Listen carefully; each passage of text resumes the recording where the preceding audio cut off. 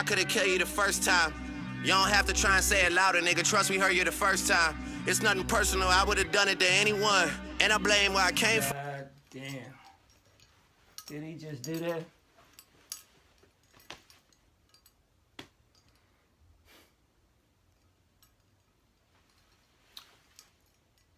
Y'all have iPhones, correct?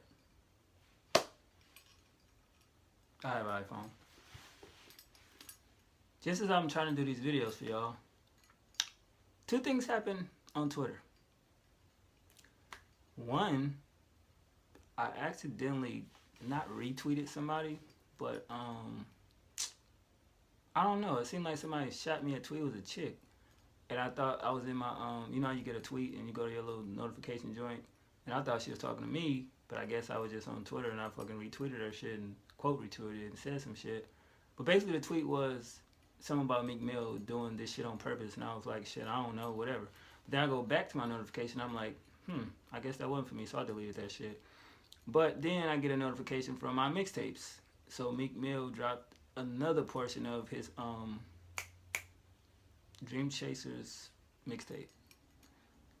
So I got into like 2 songs of it, and I'm being honest, it wasn't interesting, so I stopped listening to it. So I'm like, man, what is he doing? Like, why is he putting this shit in parts? Like, it was 4, now another 4. That's 8 songs already. So when he released the mixtape, why would he give us the same songs we already heard on one body of work?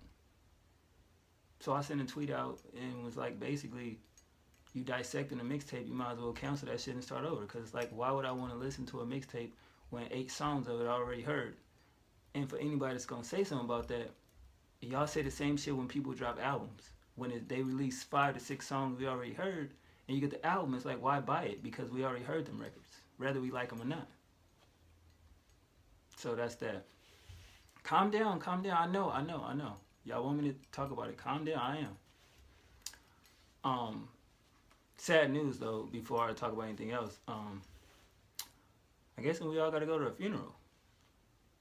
Well, you know, funerals are a sad time. And basically, I don't know. Can the person come back from that?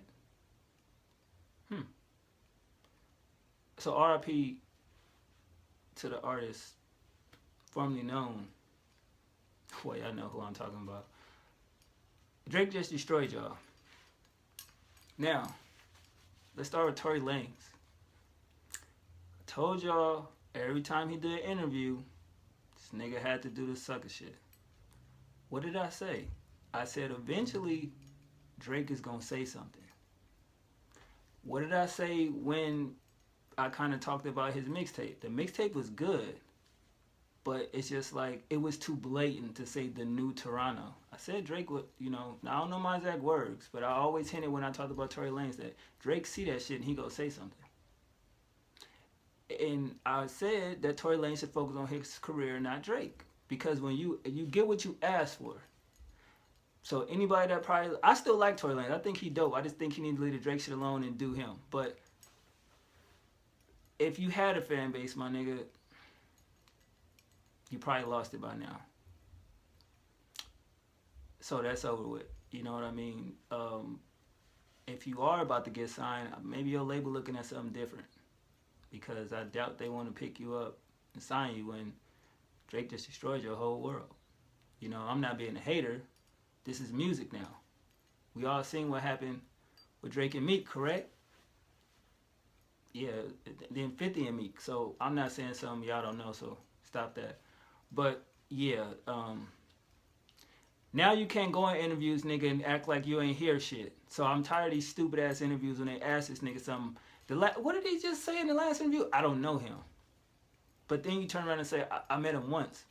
Which is it, nigga? You know him or you don't know him? I'm confused. Now you gotta say the nigga name. Because that's every interview you get in, they gonna be like, so, yeah, you heard the new Drake song? Don't say, nigga, he wasn't talking to you. The new Toronto. Next case. He started off the song with Meek. Now, I do find it funny that Drake put out a song right when Meek dropped his half of the mixtape. So I don't know, how does that go? Like, one of you niggas know that y'all was working on something. Was Meek sitting around waiting to see if Drake would respond and then do that? Because I was confused. And then it's just like, you listen to the mixtape, it's like the first couple of songs, he's still hinting at that shit, you know what I mean, with Drake. And this is what I'm starting to think about Meek Mill mixtape. I don't think he actually did a whole body of work. I think what he's doing, he has songs or whatever, but I think when Drake say something or when something come out, he in the studio working on the shit. For some reason, that's what I think. When he sees some shit, he'll go do a song, because if you listen to the music, it's like, it ain't no way in fucking hell you did this last year. Because the way he rapping, it seemed like it's current. So I don't know what that shit is about. But did he, like, I don't know how to take that. Like, I mean, he basically embarrassed that nigga again. It's like, Meek, leave Drake alone. Like, let it go. Like, it's, you know what I mean? We know he ain't no super lyrical, you know, type, Hove type shit. And that was crazy that he said that about Hove and Ye. But I'm saying, like, anything he does and says about you, nigga, is over with. He gave 50 ammo now. Even more ammo. He wants you to say something. Because I guarantee 50 be like, no, leave Drake alone, nigga. I said something over here to you. Respond to me. Why you picking on him? I'm with, you know what I mean? We know how 50 work. You feel me? So, yeah, Meek, I don't know what you gonna do, brody. I just don't. It's not working. That street shit and running down on niggas and you gonna do this. We don't care about that. Like, obviously, no hate, but it's not new. We don't care about that. Every song should not be about the fucking streets, drugs, fucking money, rollies, and jewelry. We don't care about that, nigga. Be original. Jesus. Then the Ye shit, I was like, all right, the Pooh and, you know, the Hove line. I'm like, shit. The song itself is pretty dope. He split it up in two. Then you got the Khaled, you know, little ad-lib at the end. But from what I read, they said the song is not even finished. You took that from Kanye, my nigga. Drake ain't never put out a song that's unfinished. Let's keep it 100. As long as we knew Drake, has he ever put out a song that was half-assed and then he come and finish it? So that shit, to me, that was like another shot at Kanye. Cause like, nigga, Kanye did that with No More Parties in L.A. So you trying to say that the song not finished? This is what I read. Don't quote me on that, but it's what I read. It's like the song basically, from what he said on OVO Radio, it's like it's not done. But Ye just did that, my nigga. So why wouldn't you finish a whole song?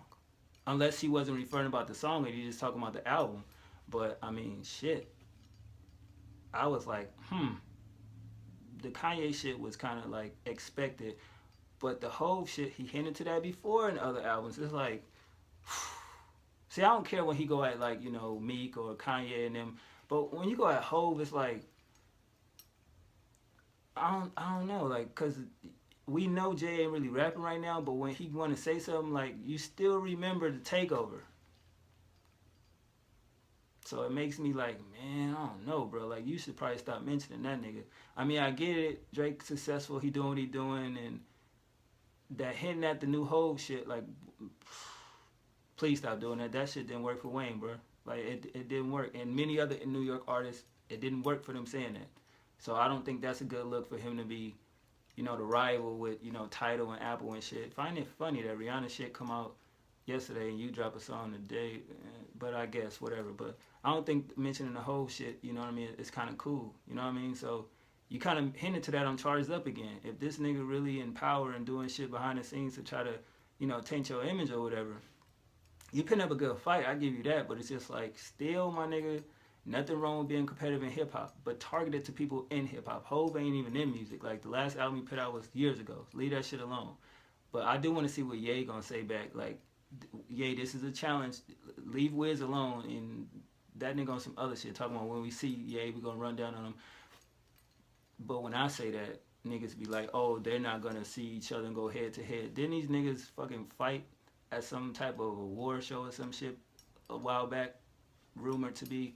Yeah, so when niggas be saying shit like that, it's like, all right, nigga, as a man, when you run down on them talking about your kid, that's besides the point. But yeah, I just feel like, Ye, man, my nigga, push your album back to when he dropped his shit. Even though we supposed to get it February 11th, drop a mixtape or some shit. Do something different. But pitch your album out in April, because this nigga seem to think he challenging y'all to see who want to put their album out. So to me, that'd be a challenge. I think fans would love that if Jay was like, you know what, no more February 11th. I'm dropping when, you know, Drizzy drop. That'd be interesting. To me, that's hip-hop culture. That'd be dope. That'd be everywhere. Niggas would be mad that, you know what I'm saying, he ain't releasing an album, but I feel like if it's as great as you saying, a couple more months won't hurt. That's 3 months away. You can do a lot of shit between time. You know what I mean? You can do a mixtape. Fuck, pay Big Sean and Push T album out. Work on your label, but push that shit back. You and Drake go head to head in a competition for albums. You feel me? That's why I think it'd be dope. You feel me? That's just me being me. But the song is dope, man. I fuck with it. You know, unexpected as shit, but I figured I was like Drake could drop something in a while. You know what I mean? It was, you can see it. You know what I mean? You kind of know when Drake gonna drop some music. It's just inevitable that he wouldn't. But Meek is over with. I'm sorry. Like, opened up the song and murked your ass. Niggas is still on back to back, my nigga. They still remember that. You look on Twitter, you still see, yeah, bro. Like, oh man. Then that game that came out and they dropping L's on you. He need to go on a clear vacation somewhere and just let that shit go. Like, leave music alone for at least a year, my nigga, because you can't win from that. You know, and it's like, it ain't making fans pick sides. It ain't none of that shit. I don't believe in picking sides. It's just that Meek music ain't, it's not hitting the way it should be hitting. Because he focusing on that shit with Drake. Like, let him be him, nigga, be you. He being himself.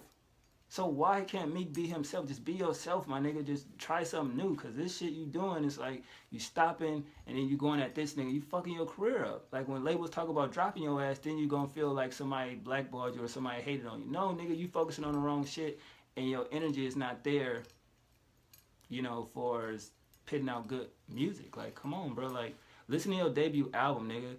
You feel me? Listen to Dream Chasers 1 and 2. Just sit there and understand, like, and try to recreate something new that ain't nobody else doing. Because other than that, niggas ain't gonna be fucking with you too long, bro. Like I'm saying. Your second album barely got passed, and it wasn't really shit. Niggas didn't talk about it a month later. So, I don't know. But I fuck with the song. Shout out to Drake. I'm out.